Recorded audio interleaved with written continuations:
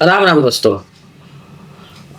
Supreme court में भारत सरकार ने अपना हलफनामा दायर करके सुप्रीम कोर्ट को एक तरह से सख्त चेतावनी दी है और बताया है कि वक्फ बोर्ड यूजर क्यों खत्म होना चाहिए और जो वक्फ बोर्ड कमेटी में जो नॉन मुस्लिम स्टाफ क्यों रखा जाएगा, वो सब बता दिया उन्होंने।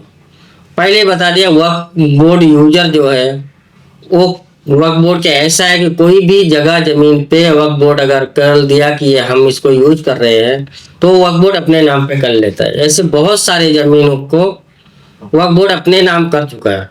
जो कभी मुगलों के जमाने में भी जो जमीन वक्फ यूज कर रही थी और मुस्लिम यूज कर रहा था उसको भी वक्फ बोर्ड की जमीन बता करके अपने कब्जे में किए हुए। ऐसे बहुत सारी सरकारी जमीनों को किया हुआ अपने कब्जे में, सिर्फ वक्फ बाय यूजर के नाम पर।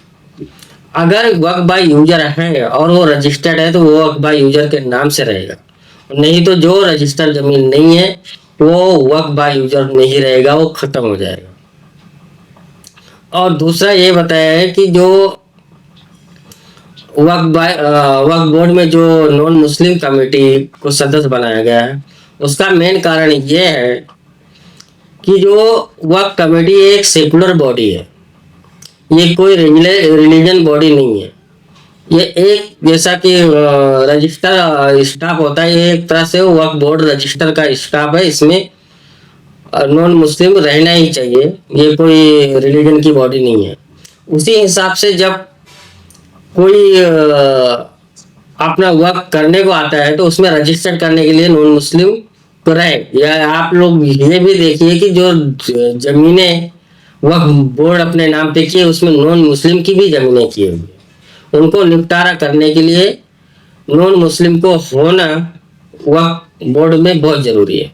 ऐसा करके सख्त हलफनामा सुप्रीम कोर्ट को दे दिया है।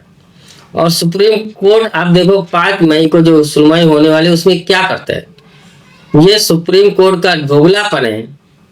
सुप्रीम कोर्ट क्या बोला कि हिंदू के बोर्डों में नॉन मुस्लिम क्यों नहीं है, तो सरकार ने सीधा से बोल दिया है कि हिंदू के जो मल्टीप्ले जो बड़े बड़े संस्था है, जैसे मंदिर का अंदर का स्टाफ तो हिंदू ही रहता है, लेकिन उनके संस्था के जो रहते हैं उसमें नॉन मुस्लिम बहुत सारे हुए।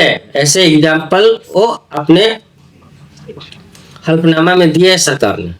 अब देखते हैं मोदी सरकार के जवाब को 5 मई को सुप्रीम कोर्ट क्या देते हैं।